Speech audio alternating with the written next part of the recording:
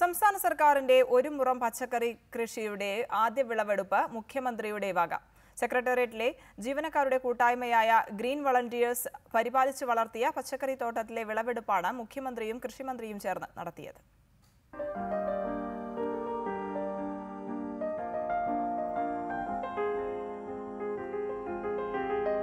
ഇക്കുറി ഓണസദ്യ നമ്മുടെ സ്വന്തം നാട്ടിൽ വിളയിച്ച പച്ചക്കറി കൊണ്ടാകണമെന്ന ഉദ്ദേശത്തോടെയാണ് കൃഷിവകുപ്പ് ഒരു മുറം പച്ചക്കറി പദ്ധതി തുടങ്ങിയത്.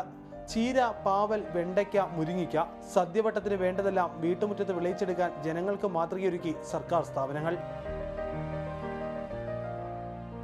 ആദ്യം വിളവെടുപ്പിന് പാകമായത് സെക്രട്ടേറിയറ്റ് വളപ്പിലെ ചീരയാണ്. വിളവെടുക്കാൻ മുഖ്യനുമെത്തി. സെക്രട്ടേറിയറ്റ് വളപ്പിലെ 500 ഗ്രോ ബാഗുകൾക്ക് പുറമെ അനെക്സ് ബ്ലോക്കിലെയും 1000 ഗ്രോ ബാഗുകളിൽ കൃഷി ഇറക്കിയിട്ടുണ്ട്. കൃഷി വകുപ്പ് നടപ്പാക്കുന്ന ഏറ്റവും ബൃഹത്തായ ഒരു പരിപാടിയാണ് ഓണത്തിന് ഒരു മുറം പച്ചക്കറി എന്ന ഈ പദ്ധതി.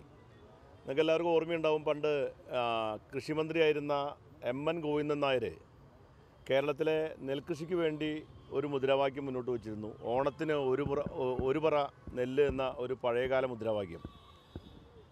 ആ മുദ്രാവാക്യത്തെ അനുസ്മരിപ്പിച്ചുകൊണ്ടാണ് ഇത്തവണ ഓണത്തിന് ഒരു മുറം പച്ചക്കറി എന്ന ഒരു ആഹ്വാനം സംസ്ഥാന ഗവൺമെൻറ് കൃഷി വകുപ്പിൻ്റെ നേതൃത്വത്തിൽ ജനങ്ങൾക്ക് നൽകിയിരിക്കുന്നത്. പച്ചക്കറിയെല്ലാം ജീവനക്കാർക്ക് തന്നെ കുറഞ്ഞ വിലയ്ക്ക് വിൽക്കാനാണ് കൃഷി വകുപ്പിന്റെ തീരുമാനം. റിപ്പോർട്ടർ, തിരുവനന്തപുരം.